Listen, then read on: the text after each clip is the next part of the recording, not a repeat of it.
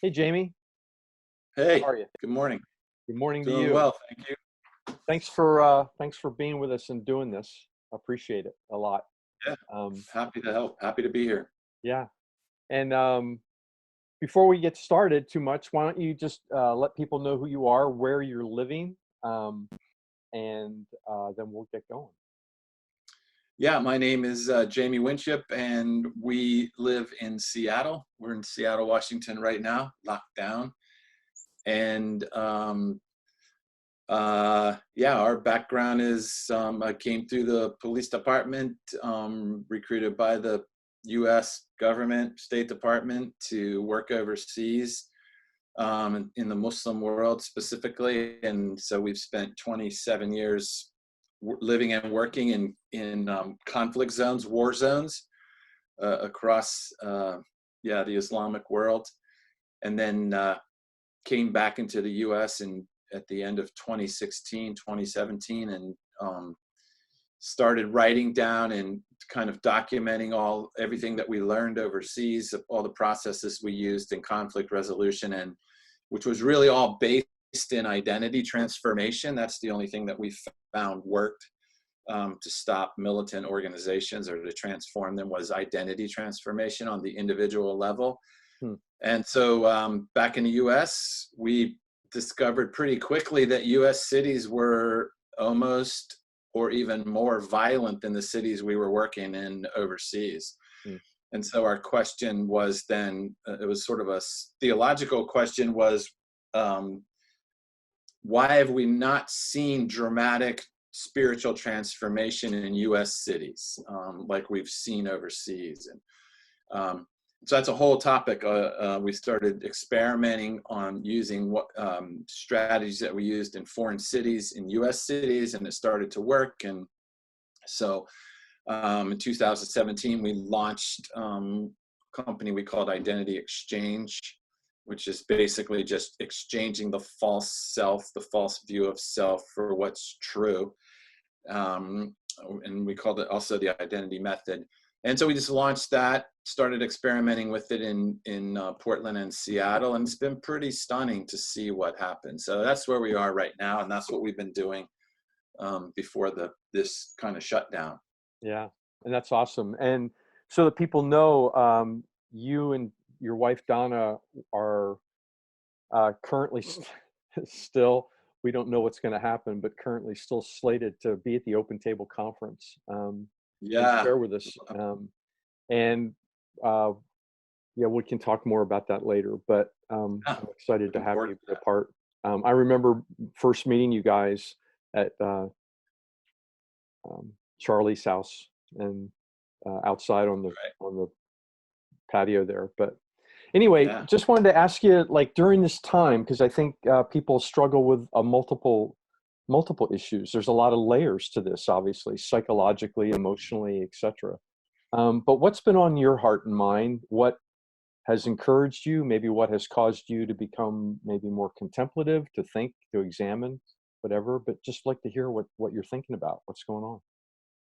Well, yeah, we have an advantage really because we've lived everywhere we've ever lived.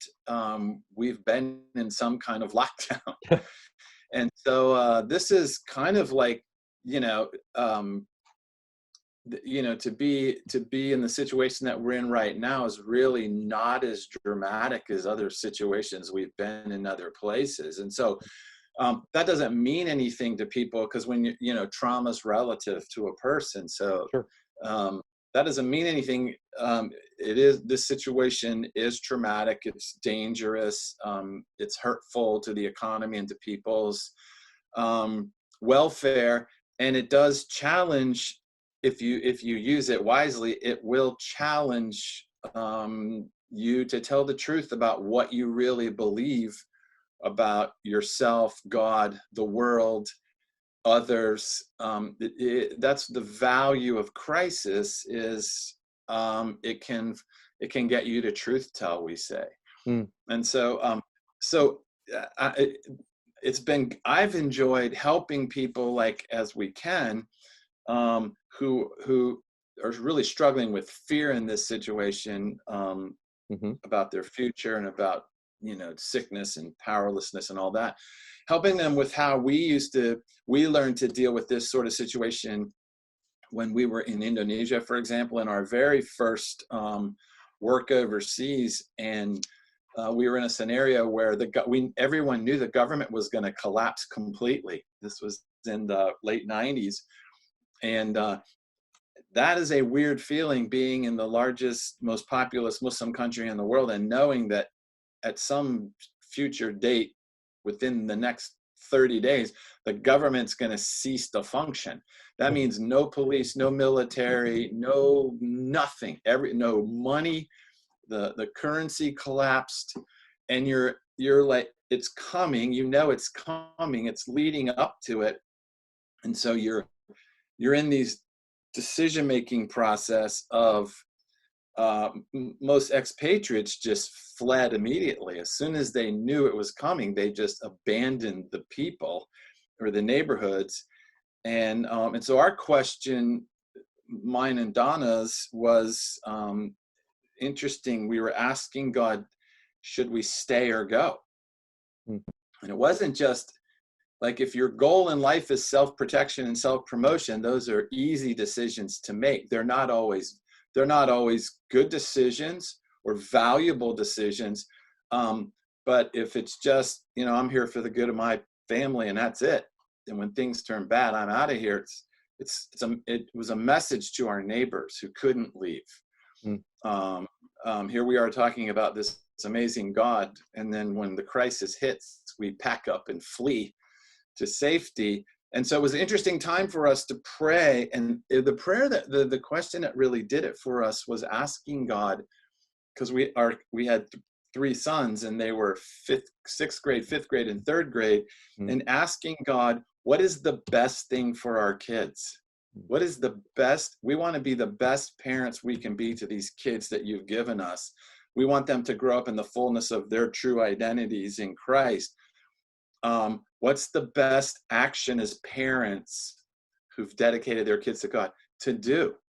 And it was pretty clear. Let them see what God can do in a city, in a country where everything falls apart.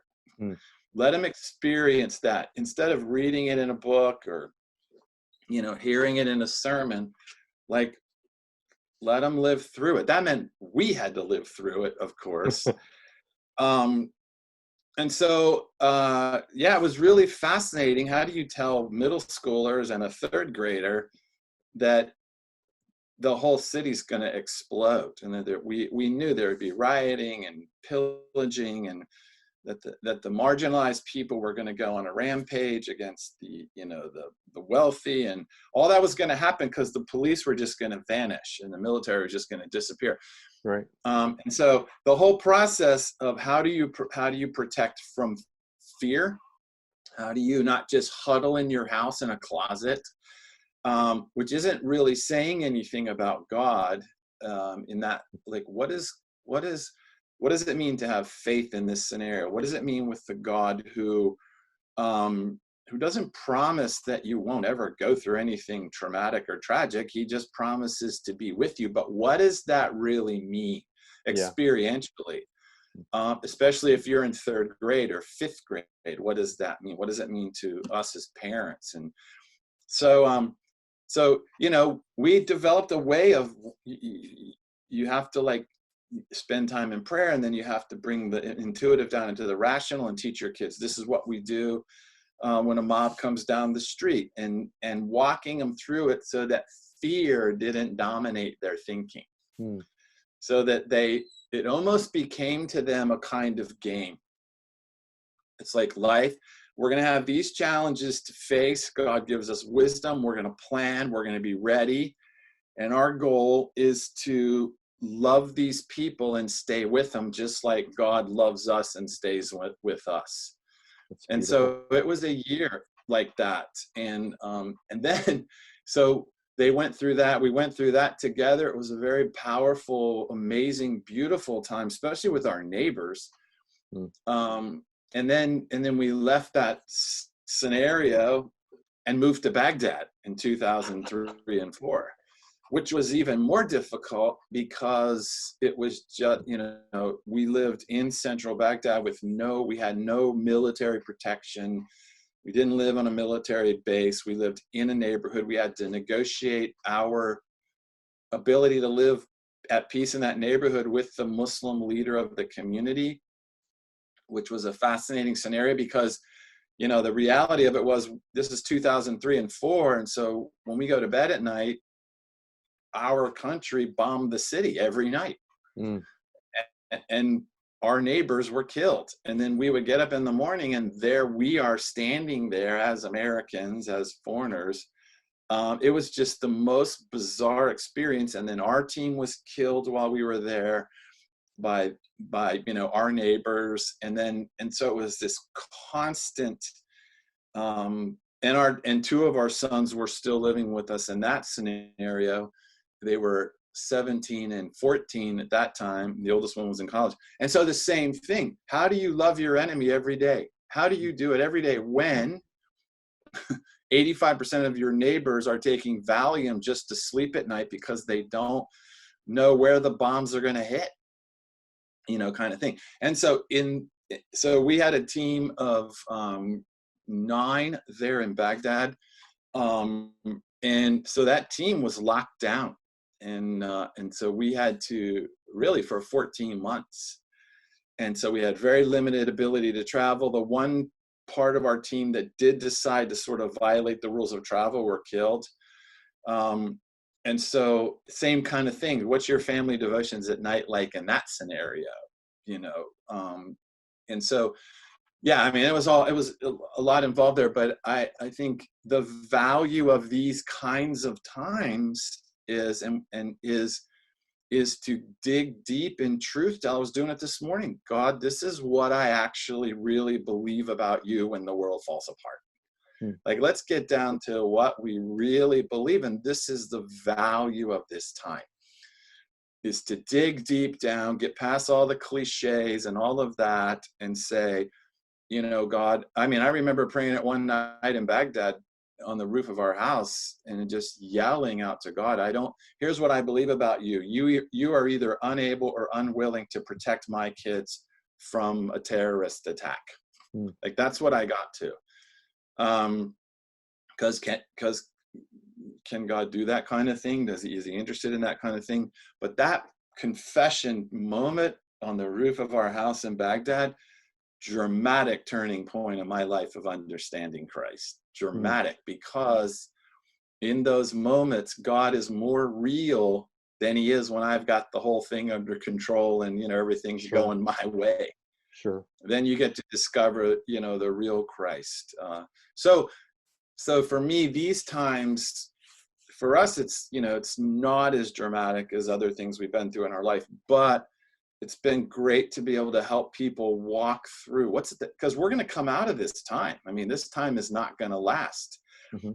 And so what's the value? What does God want us to learn and know in this time that in order that when it's over, we can come out at another level of knowing, another level of being that we wouldn't have done without this, this chaos incident, this chaos theory variable that disrupted our world. So I'm trying to use the time, to truth tell, to listen to God, to see what things I was depending on that weren't from God, that were more my own sort of little kingdom.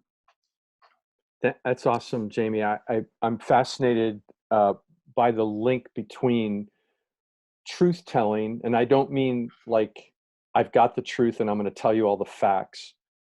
Right. This isn't an informational exchange. Truth telling on the inside, more the idea of integrity with myself and with God. Yes. In relation to what you said, coming out of this and my knowing increasing.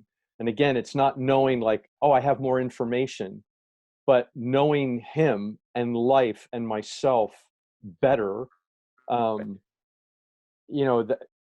That I think that you're right. Crisis, it's almost like the pressure applied kind of thing.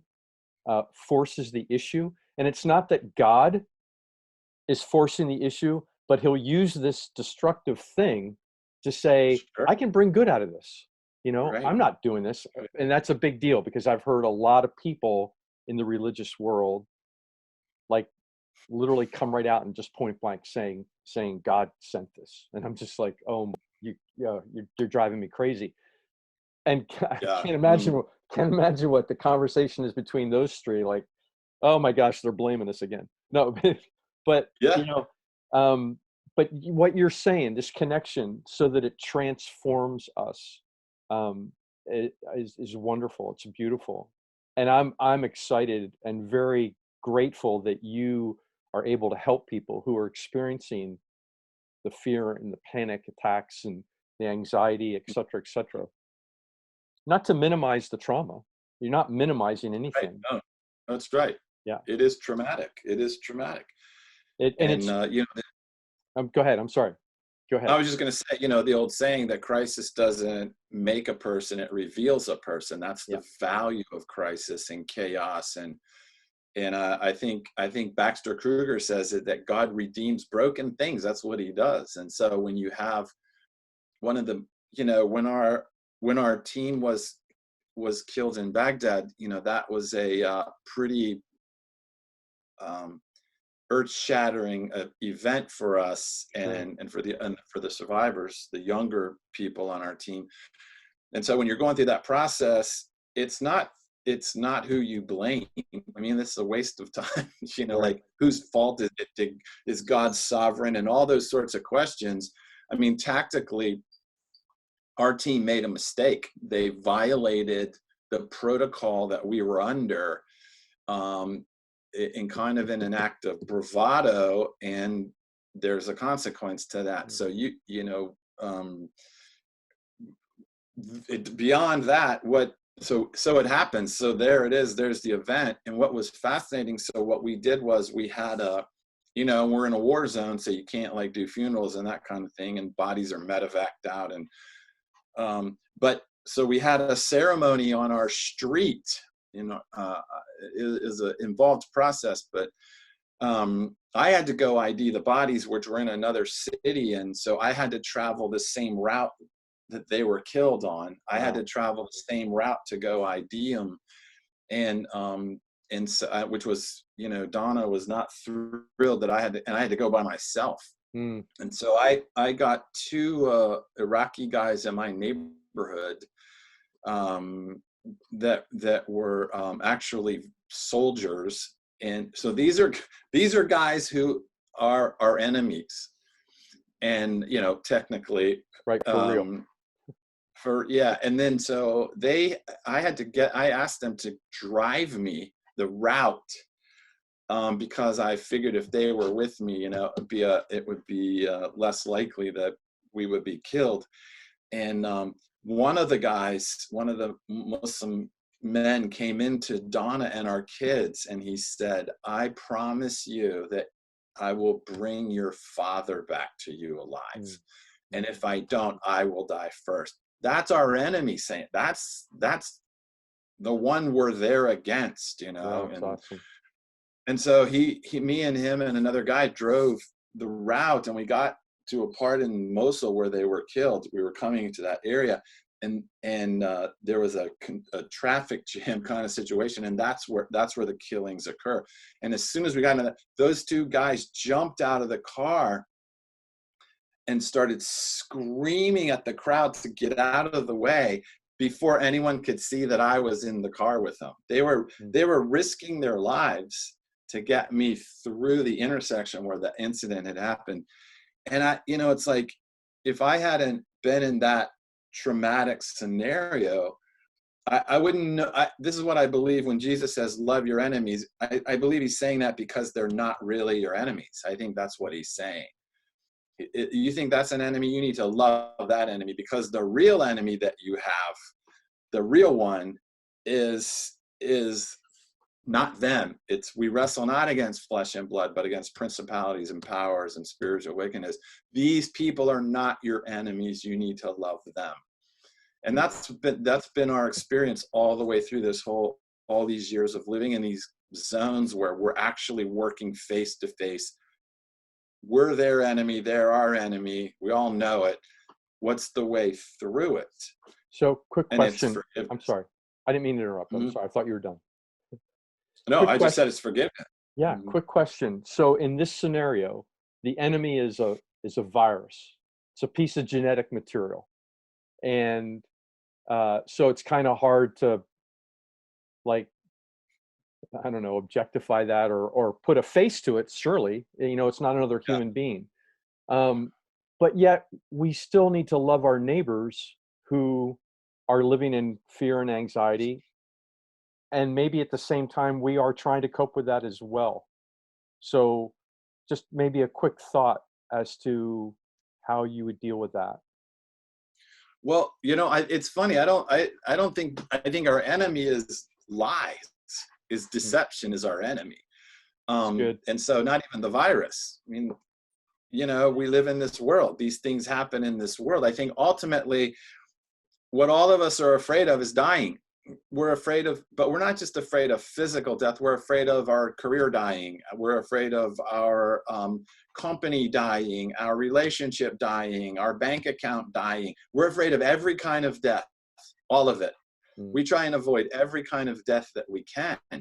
And so in a scenario like this, it's interesting to me how quickly we'll all run to Costco and buy everything for ourselves that we can get. This is here's the truth coming out. yeah.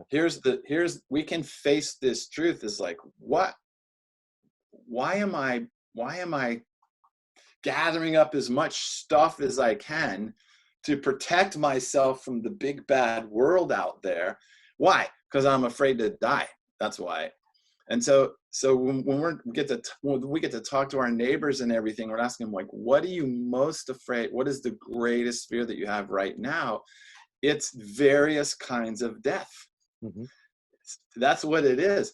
And so it's Hebrews chapter 2. It's, Jesus became flesh so that he could take away the power of death from the one who had the power of death, Satan, but to deliver us from the burden or the bondage of the fear of death.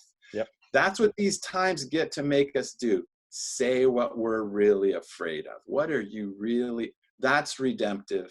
That is so redemptive, Mm, because then you're in the process of confession, truth tell. And confession always opens the door to repentance, mind change, yeah. which always opens the door to form change, transformation. So whatever it is, the virus, whatever it is, it makes us face the lies that we really believe about ourselves, the world, and God. Yeah.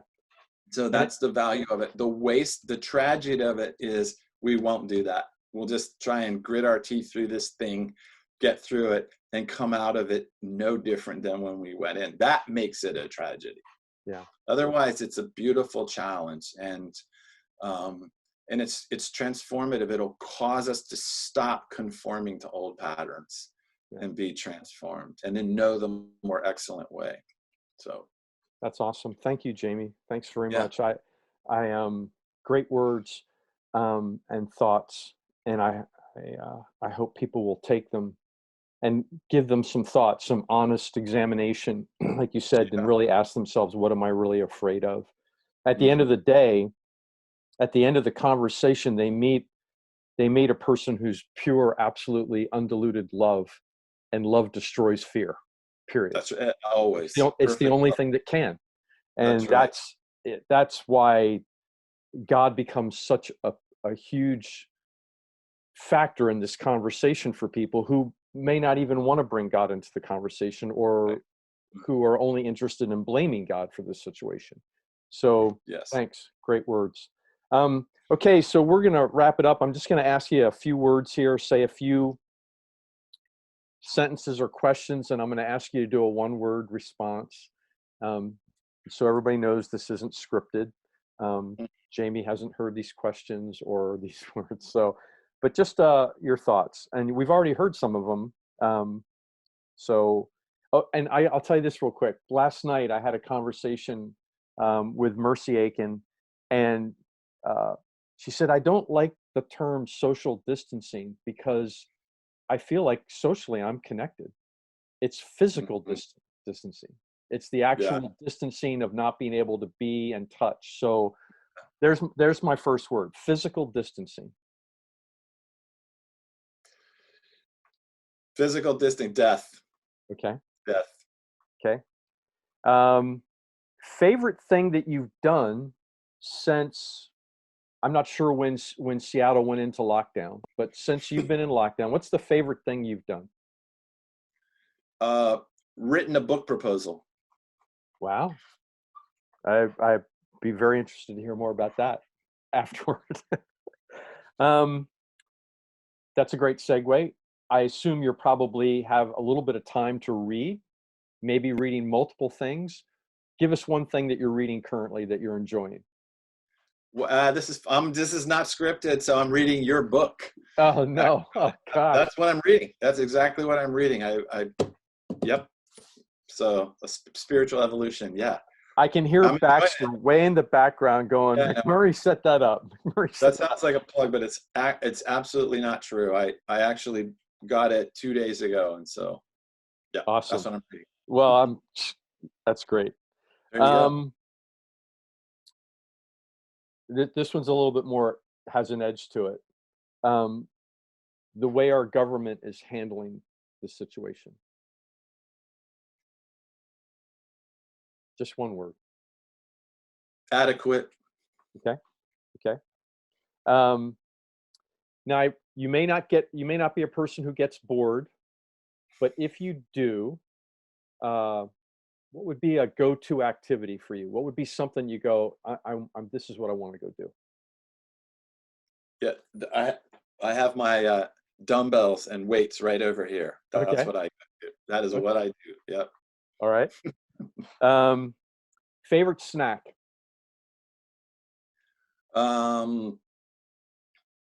Well, lately it's been this sourdough bread my wife is making, which she doesn't usually make. So it's a benefit of the incarceration is she's baking. That's good. Sounds like you're working on a book project. Any other current projects that you're working on? Yeah, we're working on an identity-centric, high-performance curriculum for a very well-known high-performance coaching company. Okay. Professional coaching company. So yeah, that's been really fascinating. Okay. I'd like to hear more about that too. Okay. Least favorite thing about social distancing, physical distancing?